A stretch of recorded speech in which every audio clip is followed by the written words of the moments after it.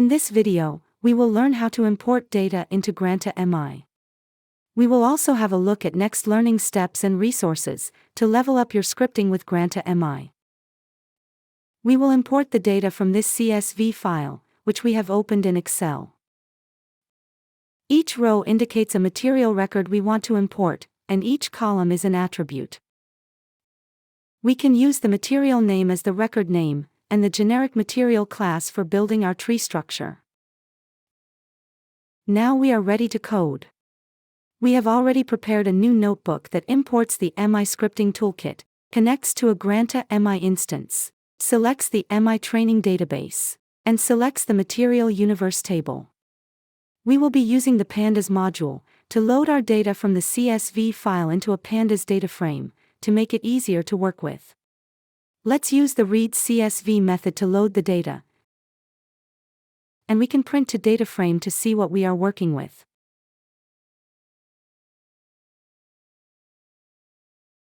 We can now create our material records in Granta MI using the path_from and create record methods.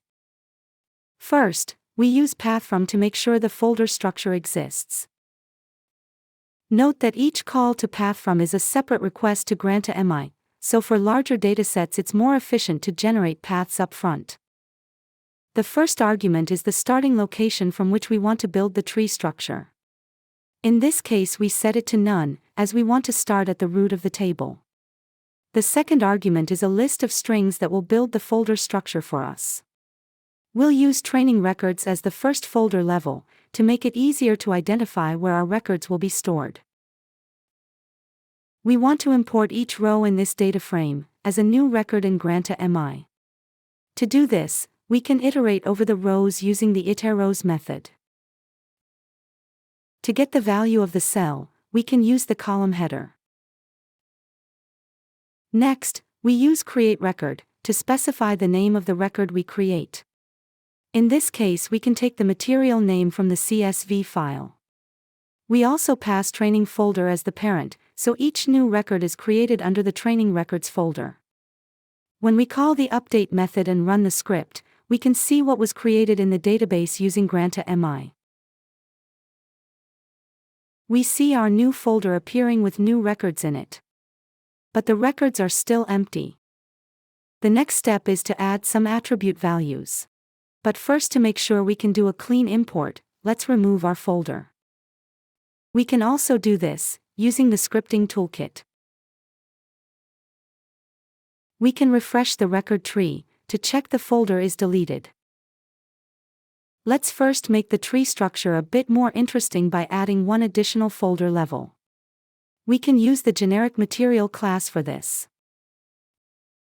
Inside the loop, we add the generic material class as a new level in the tree and ensure each record is created under that level. Let's now import the shape factor attribute. The same as in the export example, we can get the attribute from the record as a dictionary. After that, we can set the value of the attribute by using the value of the row. When we write to the value on the attribute in Python, the value isn't written directly to Granta MI. To flag an attribute value for import, we can use the setAttributes method and pass in a list of attributes we would like to import. The last step is to call the update method and pass in all the records we would like to update. We can rerun the script and look at the result in the database. We now have the additional level in the tree, and when we open a record, the script has written a value to the shape factor attribute. The next step is to import the density attribute. When looking at this file, we see that the density contains a maximum and a minimum value, because it is a range attribute.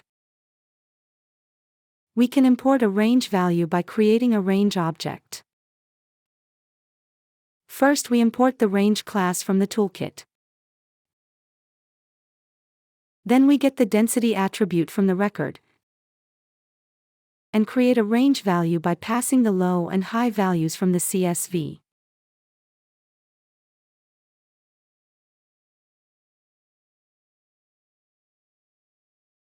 We can also specify what the unit of this value is. Granta MI will automatically check if the unit is compatible to the unit of the attribute, and do the unit conversion if necessary. Finally, we also set this attribute for import. We now have the density attribute in the system.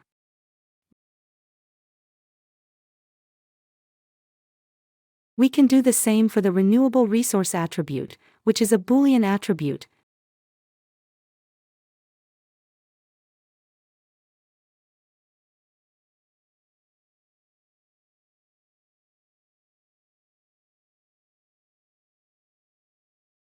and also the trade names attribute, which is a long text attribute.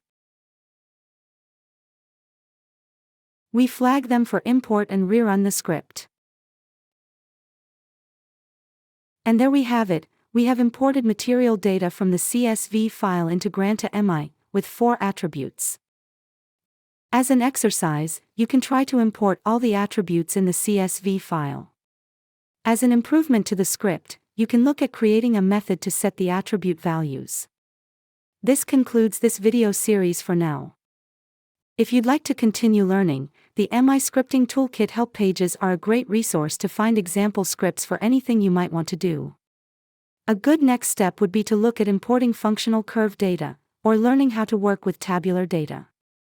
On top of that, we have some open source libraries available as part of the Piensis initiative that go well with the MI Scripting Toolkit. For example, we have a module that interacts with the records list feature in Granta MI, and the job queue module can be used to import Granta MI templates directly into Granta MI using Python.